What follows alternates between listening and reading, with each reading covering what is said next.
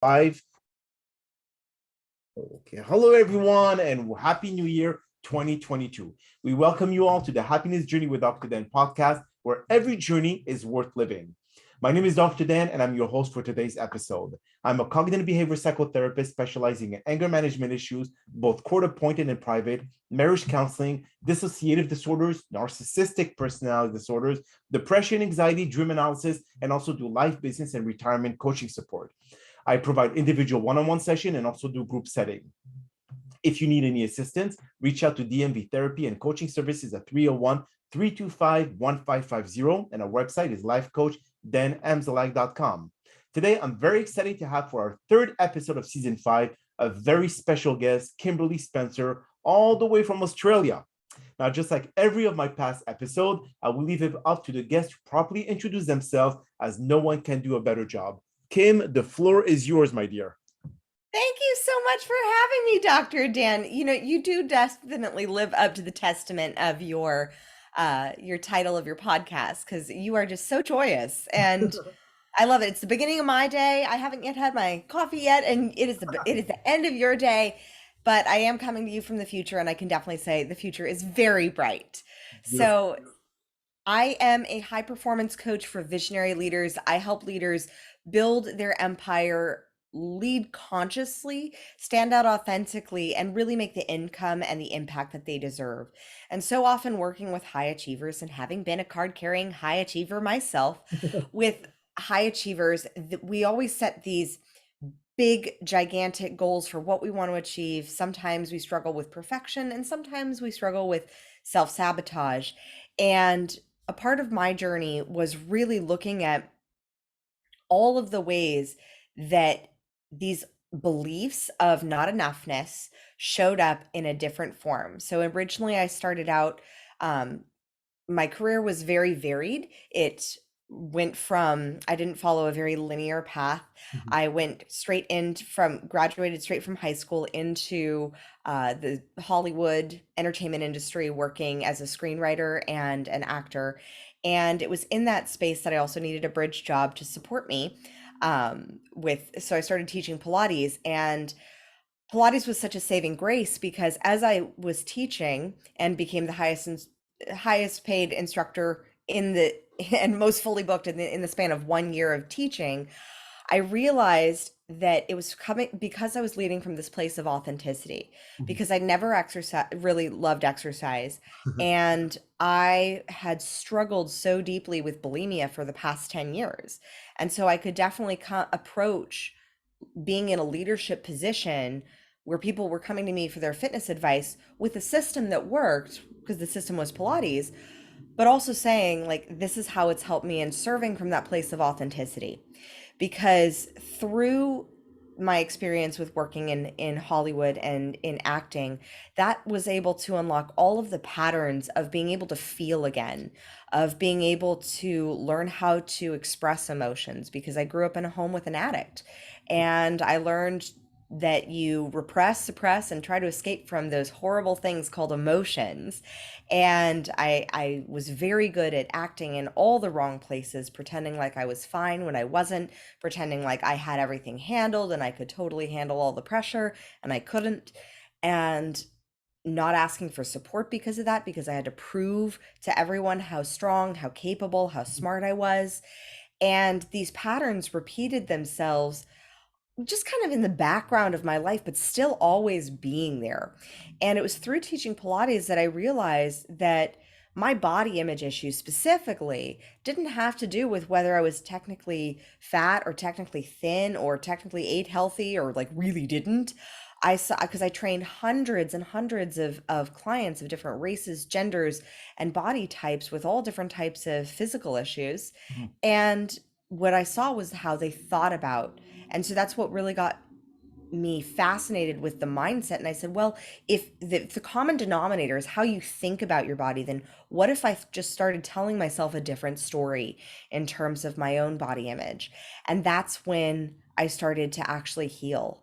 That's when I started to transform my body image. And then by the time I was 22, within 3 years, I had fully recovered with no medical or psychological intervention, just by questioning my own thoughts and examining my own stories. I don't recommend that for everyone, but I did, that was how I did it. And then that pattern, though, those patterns of not enoughness and perfectionism and trying to fit into some body type that I thought was going to be the body type that would make me feel good. I translated those patterns into relationships, and I chose some really poor choices in relationships. Fortunately, learned a little faster on that learning curve, and then the pattern repeated itself in my business. After I was bought out of I had the opportunity, because I was of my background in Pilates, to come on as a consultant for a new startup that was launching a back stretching device. And I saw the product and I said, I don't just want to be a consultant, I want to be a partner. And I jumped on as a partner. For 2 years, I was a part of this company. I got to pitch it to the first round of Shark Tanks. We had it in major magazines. We got to put it it was up in like the New York Times billboards. It was amazing. And then 3 months before I was supposed to get married to my forever husband, um, my business partner said he wanted to buy me out, and it crushed me. And suddenly, for 3 months, I was negotiating with lawyers, where all of a sudden, all those fears that I dealt with my body, all those fears of not enoughness I dealt with in relationships, suddenly they were being brought to light by quote unquote professionals in my business. And suddenly my femininity was questioned, my age, my experience, how smart I was, how young I was. And all of these beliefs were being brought to the surface. And we signed the buyout agreement 3 weeks before I got married. I hopped on a plane to my honeymoon with my husband. And while 6 weeks in Italy, I was like, what do I do when I get back? And I saw that I loved business. I loved relationships. I loved the body, but I didn't want to stay focused on just the body. And I had combined all of these interests, and I'd had success in all of these different areas. I had my first screenplay produced and distributed by Lionsgate, and it's on Netflix. And I had started my own private Pilates studio, and I'd had the success with my e-commerce company. And I loved all of it. And I'd had the success in finding my amazing husband and baby daddy, now baby daddy. and and so I was looking at how do I put all of this together? And I had way too many espressos, and I leaped off the couch and I said, crown yourself. And my husband's like, what's that? And I said, I don't know, but that's the name of my company. And so immediately I went to work in what I call productive procrastination, which is where you're doing all the things except the one thing that actually makes the difference. And for a year and a half, I made no money in my business, because all of those old beliefs that I'd handled with my body image and I'd overcome with relationships, they now were showing up in my business, because I'd had those professionals who had brought all those fears to light. And so I was stuck in what I call the dungeon of doubt. And that pattern had repeated itself. And so for a year and a half, I struggled, and I was in this negative mindset where I was blaming my former business partner. I was complaining all the time about not having enough money. And then I found out that I was pregnant. And I Ooh, said, double whammy. oh, double whammy. And I was like, this version of me is not the person I want to be the mother of my child. And I knew that it was a mindset piece, and I knew that I could overcome it, because I'd done it with bulimia. I'd done it with being in abusive relationships. And I knew that I could overcome it, but I also knew that I had a 9-month deadline. So I immediately got signed up for NLP, timeline therapy, and hypnosis training, and I hired my first coach. And from there, I radically started seeing transformation happen. And then I just became a certification junkie and got certified in breathwork and high performance coaching and tons of other modalities to really understand all the different aspects that go into being the leader of your own life, and to stop ascribing to a victim story that is no longer serving. Wow, that's you summed it up. You summed up like probably 15, 20 years of your life. Now, do you feel that you're still dealing with body dysmorphia? No, not at all. Oh my gosh. After having children, holy moly, a female's body is a freaking goddess. Mhm. I have had two beautiful babies naturally. Like my last one, literally, I birthed him in the tub because my midwife hadn't arrived yet. Okay. It was the most empowering experience of my life. And the fact that I think when a woman knows just what her body is capable of, like I've run five, almost six marathons now that I never thought I could do. I had I've birthed two beautiful children, and now every morning I look at my body and I'm like, damn, I am so proud of you. You're so amazing for what you can do and for what, like, it has literally held and created life. Like, that's phenomenal. Agreed. And so I have a reverence now for my body that I never had when I was a kid and as a teenager. And I think that that's because I was just growing up in a household where there was always a comparable Mhm. of I would watch my mom compare herself to what she looked like when she was 20 or 30 years old versus as a 40-year-old woman who successfully gave birth to a child later in life. Mhm. And I would watch my dad go through periods of sobriety where he would focus on his body and then obsess over his body. And he had some body dysmorphia. Okay. And so I would watch those patterns and I just repeated those because those were my coping mechanism for when I was growing up with my parents. I see. Versus now, like that is not even a coping mechanism that I need because I know how powerful this vessel that I am blessed to be living in. I see. Now, this eating disorder, for how long did it stay with you? From you said bulimia, so Yeah. regurgitating all the food that you were intaking. How long did you decide one day to say enough is enough? 12 to about 19. From 19 to 22, that was my recovery and relapse period Mhm. where I had decided it was enough is enough, but I also was giving myself grace if I relapsed because I think that that's one of the hardest things for high performers is when you're looking at breaking a pattern, it's the fear, the shame, the sense of failure Correct. Exactly. when you relapse Mhm. or default to that old pattern, that old belief system. And so I had about 3 years of kind of a grace period of learning. But by the time I was 22, it was done. I mean, it didn't start out as full-blown bulimia. It never does. It started out as just like funky dieting. And that like when I was 9, my whole family was going on diets together. That was normal for my family. I see. And like 9. Like, it sounds I'll so get to young. I have a metabolism. 4-year-old. Like it's bananas, but it's right in the statistical age of 8 to 10. Those years are so formative for so many children. And those were the years that really shaped my perception of what I believed I should look like. And also those are the years where you're going through puberty and start with like you're starting to eke into that change and your body starts changing and no longer is it a little girl body, but it's turning into a woman's body and having curves. And I was an early developer.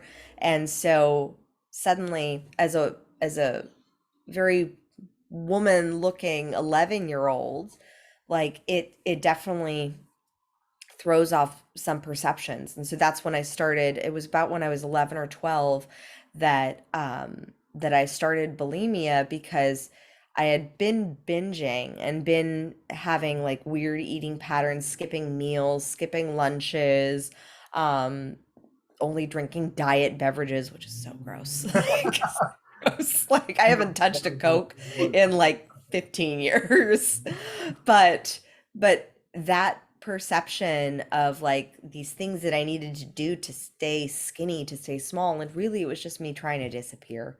Mhm. Um, and that was the yeah, to hide, to disappear, to not be seen and to contain my smallness because I was told that my feelings were too big. I was told that my emotions were too big. And now in hindsight, I have a great relationship with my parents. My dad sadly passed on last year, but like that, I believe that we're blessed with the children to help us remember who we are because both my parents have such big hearts. And sometimes, as we age as adults, they just get hurt. And we put up these walls to try to keep our emotions small to protect us from what seems overwhelming. Mhm. And for me, that's what I did. I was putting up all these walls of fine and perfect, almost like Stepfordish in a way, Stepford daughter, to try to bring some semblance of calm and peace. But Yeah. that's not, emotions come up for a reason. I always say that my emotions are my teachers, they're not my triggers. So they are like a package where, if you don't sign for your packages, eventually there's like this backlog in a closet somewhere that you need to then like Yeah. get a U-Haul to then move all those packages. And then it's like it's a whole process. But if you just accept that the package arrived and you don't necessarily have to open it, but if you just accept that it's there and you sign for it and you say, okay, I'm experiencing this feeling or this emotion, and you accept that it's there no matter how big or small it is, and recognizing that, then that in and of itself helps to dilute how massive that emotion is. It's when we try to repress, suppress, and escape Mhm. from our feelings that's when we get into massive trouble. And by being you a high achiever and accomplishing so much in your life, acknowledging those feelings or those emotions, doesn't it make you feel like less of a person because you have weaknesses, because you feel less of a person, or going through a self-imposter syndrome because of all the success that you have encountered in your life? So how do you battle those emotions, beside the fact that you're accepting them, that you're self-aware of them, but at the same time, a high achiever should not feel this way? Ah, that's a belief. Yes. I mean, that I used to believe that. I used to believe high achievers, we're just, these achiever go-go getters. But that's a belief. And from what I've seen, the leaders that I admire, the mentors that I've chosen over the past decade, they have big hearts. They have big feelings and they have a depth and a richness to that feeling. And that's actually what pulls them beyond, to achieve beyond. It's actually a resource instead of something that should be repressed and suppressed. Mhm. Like it's a beautiful, when you can see sadness in the world and use that to pull, that you want to pull you because you want to help people so badly, that you want to serve on a greater level. I've seen people create amazing things by using and seeing and experiencing feelings on a deep, rich level and having the tools to process them. So it doesn't mean going and using like your anger to go like blast out and rage at your kids. Mhm. It means, okay, I'm recognizing and accepting that this thing right now is making me really angry. Well, what does that signal that I value? I see. Because the emotions are triggers, are our teachers. And if something is triggering that like deep well of emotion in you, that's a signal that there's something that's coming up against something that you deeply value. And when you can figure what that thing is, like when you understand what that thing is, it sets you on a whole much more aligned path to lean into something of how can I build more freedom or more joy into my business, or how can I build, like for me, I learned at a very early age to repress anger. I would get very angry at the hypocrisy in my family. I would see my dad come home drunk 5 days a week, and then on Sunday it was church day and suddenly everything was okay. And I would get so upset at that hypocrisy. And that anger used to be suppressed, repressed, and shamed. Like my friends from childhood, they joke with me that they had to like be corralled into a prayer circle to help pray for my anger issues. And it was only because now looking back, I'm like, oh, I was just mad at the hypocrisy. Like lying bothers me to my core because I value authenticity and transparency. And so that's why in my business, I support my clients in building and creating and understanding who their authentic self is. I'm not trying to create them into who I think they should be. How egotistical is that? But being able to help them explore and uncover so that their authentic voice comes out, and respecting other people's authenticity, like respecting that somebody else is going to have a different opinion or a different belief than me, and that's okay. That's 100% okay. I love that diversity of thought. And like, don't try to stamp it on my authentic expression, like, or snuff that out. So that's what it allowed me to see now. So when you recognize, Baby. yeah. When you recognize that your your emotions can be some of your greatest teachers as to what you deeply value. Like the emotions that I would have around my body image, they were never about my body. The fact that I felt imprisoned, my body was just the form in which the imprisonment I perceived to take place. But really, I was a prisoner of my mind. I was a prisoner of a victim story. I was a prisoner of doubting myself and of that imposter syndrome. And instead, the thing that I've seen, especially with high achievers, is we need to own our successes just as much as our failures. I think my little one's getting his diaper changed. That's why he's Oh, freaking. there's something that happened, or you have to go. No, he's just getting his diaper changed. He like really hates it for some reason. Now, what would you say is the common denominator among all the high achievers that you've coached in the past that they have the biggest blockage in, or they suffer the most? A lot of high achievers really start their achievement path from a place of fear, from a place of looking at what they don't want. So they're constantly like, they don't want to be like their parents. They don't want to be like they don't want to be like their former boss. They don't want to have the same restrictions that they had in their corporate career and in their business that they're creating. They don't want to have the same structure and systems that they had in their career that they have in their business, and so thus they build no such structures and systems. Okay. And with that, it boils down to fear. Are you motivated by fear or by love? And eventually, fear is a great motivator for the short term. It'll move you fast and furiously away. But as I say, there's only so far that you can drive a car looking in the rearview mirror, hitting the gas pedal all the way down. Mhm. Eventually, you have to turn your head around to look at vision, to look at faith, to look at what are you courageously moving toward instead of moving away from, and how fast are you going to drive then? So that's why so many entrepreneurs, so many leaders burn out, self-sabotage, because they're so busy looking at what they don't want in the rearview mirror that they're slamming that gas pedal and they crash. And then they get back in the car and they do it again in a different form, in a different way. But then again, they're looking in the rearview mirror, still looking at what they don't want instead of looking ahead at the vision of what they do. And when you can consciously create and craft that vision, and then look at every speed bump and roadblock and flat tire along the way as it's happening for you, not to you, that's how you can start driving forward faster.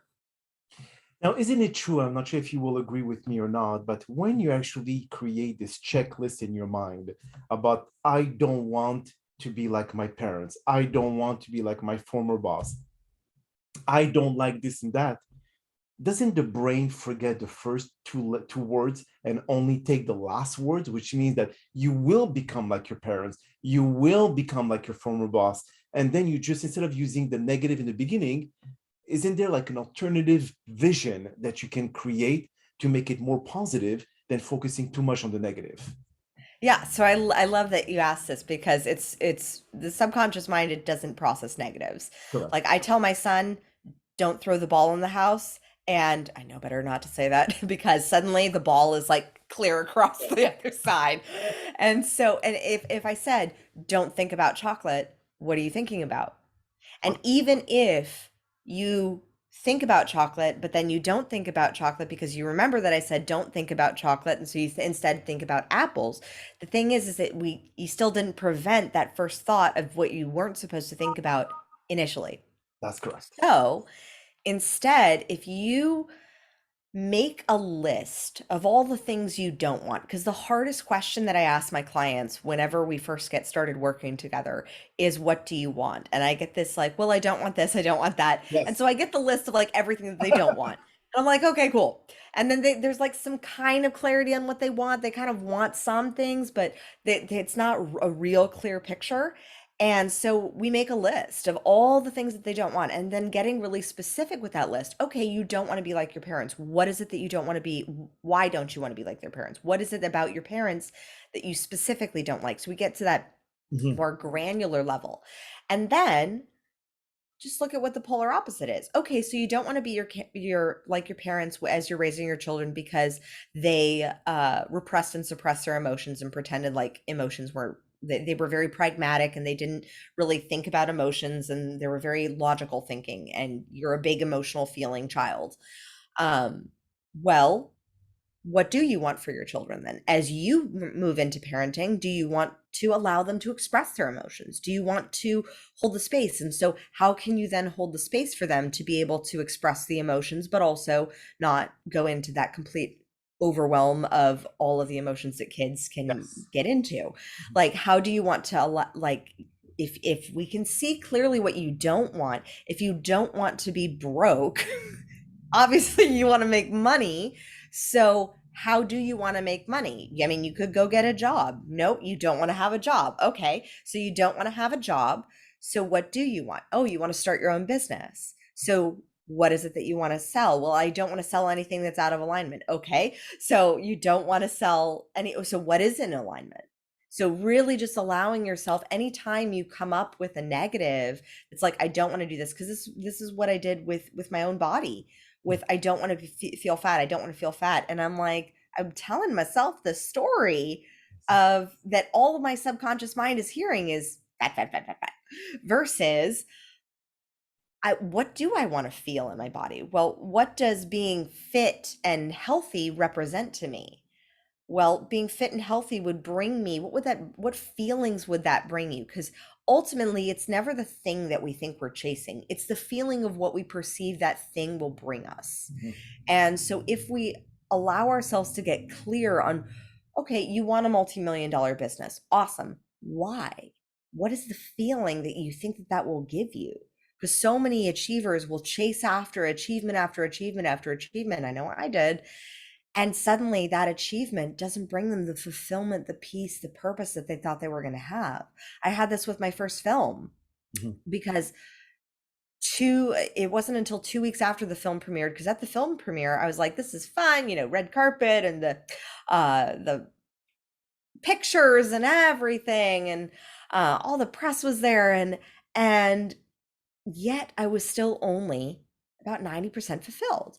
And instead of getting judgmental, I got curious, and I was like, that's interesting, lifelong dream. And suddenly I'm like, not 100% fulfilled. What really is fulfilling about screenwriting? What is it that I want films to do? And that experience, it wasn't until 2 weeks later, I got a text from a friend of mine whose friend and her friend's son had come to the premiere, because I just passed tickets out like candy. Because when you write a movie, you get extra tickets. And so and the text read, I just want to let you know that film changed this kid's life. And I was like, wait, what? And so I immediately called my friend and I said, what do you mean? And she said, he was headed down the same path as the main character. Like and the whole story is a young kid who gets caught up with the cool crowd of high flying, hard partying freestyle motocross. But really it's about the story at its core is a young kid who wants to fit in, and he wants to belong. And we've all had that experience of wanting to belong. And this kid who had come and seen the film was chasing the same sort of semblance of belonging. And he changed his life around because he saw we're trying to fit in and be the party guy, and he started like doing and dealing some drugs. He saw where that could lead, and he changed his life. He stopped hanging out with that crowd, and I said, That is what I want to do for the rest of my life. I want to transform people's stories. Hmm. And so that's what I do now as a coach. That's what I did as a Pilates instructor. I was transforming people's stories of what was possible for their bodies postpartum, after a surgery, where, to see someone's face light up when they're able to move in a different way, when they have that breakthrough of like, oh, I don't have to live by this old story anymore that I've been telling myself that's been completely self-sabotaging my Mhm. success. Like, and then they start to get the results from that. Oh my gosh, and then they get the For sure. experiences and the feelings. It's amazing. And so that is the beauty of when you can transform your story about anything, when you can break those old patterns of those old stories, or what I call plagiarized programming that you've adopted from other people, other belief systems, other people of saying, high performers shouldn't feel their emotions or shouldn't be fully authentic or fully expressed. Well, go find 3, 4 examples of people that are, because you will if you start searching for it, if you know what you're looking for. The greatest gap of learning is when you don't know what you don't know, and so you think you know it all, and so you think that the story is the only one that's available to you.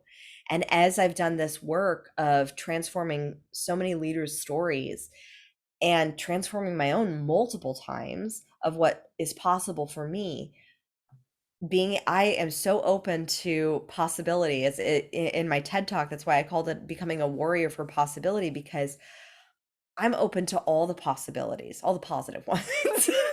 The negative ones I'd prefer to avoid, but even those possibilities, being able to recognize, okay, how can I figure it out? How can I figure that out? And trusting in that ability that I can figure anything out. Just give me enough time and enough resources, skill sets, podcasts to listen to, people to talk to. I will find a way to figure myself out of that problem. Beautiful. So how can our listeners, Kim, find you?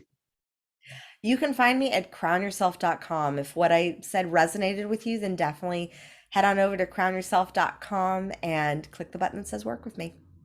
Beautiful. Well, that is all the time that we have for today's podcast. And I really do appreciate you, Kim, taking the time out of your very busy schedule to join us. And thank you again for participating and inspiring our many listeners with your incredible story, especially all the way from down under. Now, we hope that you have all enjoyed today's episode. And I'm very excited about the many upcoming guests that we have scheduled for season 5 of the Happiness Journey podcast, filled with incredible and inspirational stories, just like the one that you listened to today. Now, here are some concluding words of wisdom. Whatever life gives you, even if it hurts badly, just be strong and like you're okay.